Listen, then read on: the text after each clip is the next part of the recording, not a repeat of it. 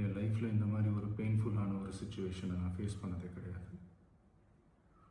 மனசு முழுக்க வலி வலி மட்டும்தான். இந்த சுற்றுப்பயணத்தில் என்னென்ன மக்கள் பார்க்க வராங்க, அதுக்கு ஒரே ஒரு காரணம் தான் அவங்க என் மேலே வச்சிருக்கிற அன்பும் பாசமும். அந்த அன்புக்கும் பாசத்துக்கும் நான் எப்பவும் கடமைப்பட்டிருக்கிறேன். அதனால தான் இந்த சுற்றுப்பயணத்தில் மற்ற எல்லா விஷயங்களையும் தாண்டி மக்களுடைய சேஃப்டி, அதில் எந்த காம்ப்ரமைஸும் பண்ணிடக்கூடாதுன்றதுக்காக தான் அது என் மனசில் ரொம்ப ஆழமாக இருக்கும் அந்த எண்ணம்.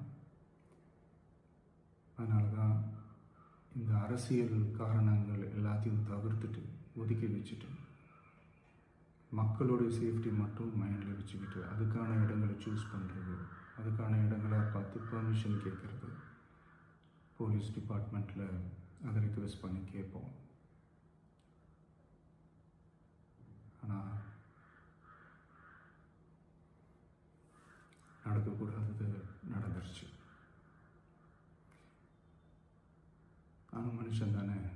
அந்த நேரத்தில் அத்தனை பேர் பாதிக்கப்பட்டு இருக்கும்போது எப்படி அந்த ஊரை விட்டுட்டு என்னால் கிளம்பி வர முடியும்?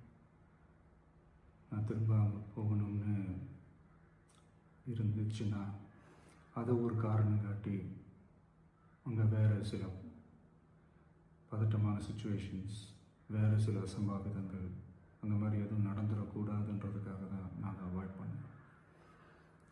இந்த நேரத்தில் சொந்தங்களை இழந்து தவிக்கிற அத்தனை குடும்பங்களுக்கும் என்னுடைய ஆழ்ந்த இரங்கலை தெரிவிச்சுக்கிறேன். எனக்கு தெரியும், என்ன சொன்னாலும் இது ஈடேயாகாதுன்னு எனக்கு தெரியும்.